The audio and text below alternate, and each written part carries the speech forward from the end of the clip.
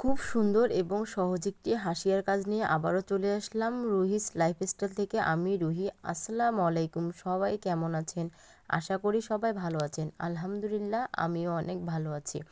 তাড়াতাড়ি ভিডিওতে অনেক আপুরা আমার কাজগুলো বুঝতে পারে না, তাই আমি খুব আস্তে করে না টেনেই ভিডিওটি নিয়ে চলে আসলাম। ভিডিওটি সম্পূর্ণ ধৈর্য সহকারে দেখবেন, তাহলে শিখতে পারবেন এবং বুঝতে পারবেন। আমি এখানে ইউনিক একটি ভাইরাল ট্রেন্ডিংয়ে চলা একটি কাজ নিয়ে চলে আসলাম। এটি খুব হাসিয়ার একটি কাজ, সহজ এবং ইউনিক একটি কাজ। এটি আপনারা কাঁথাতে, জামাতে বর্ডারলাইন হিসাবে দিতে পারবেন।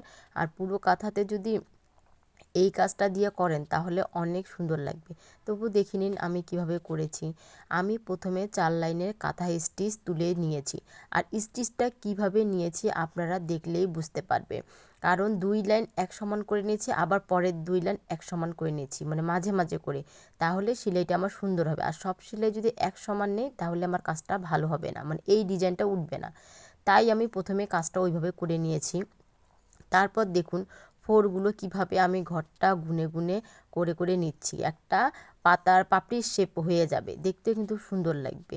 আর এখানে অনেক সময় ডাবল ডাবল হয়ে যাচ্ছে, আপনারা একটু লক্ষ্য করে দেখবেন যে কোন সুইটা কোন ঘরের ভিতর দিয়ে আমি কতবার নিলাম।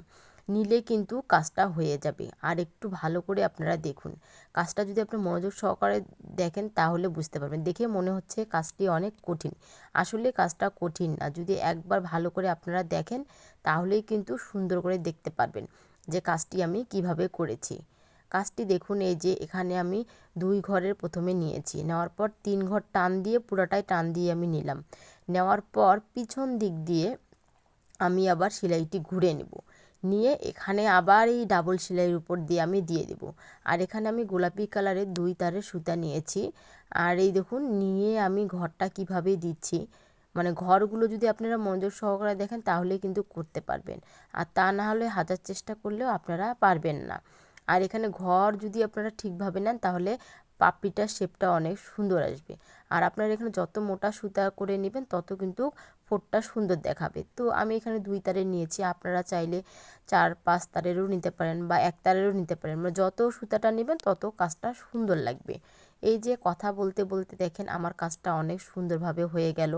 আর আপনাদের কেমন লেগেছে অবশ্যই অবশ্যই আমাকে জানাবেন, কিন্তু কমেন্টের মাধ্যমে জানিয়ে দিবেন যে কাজটি কেমন হয়েছে।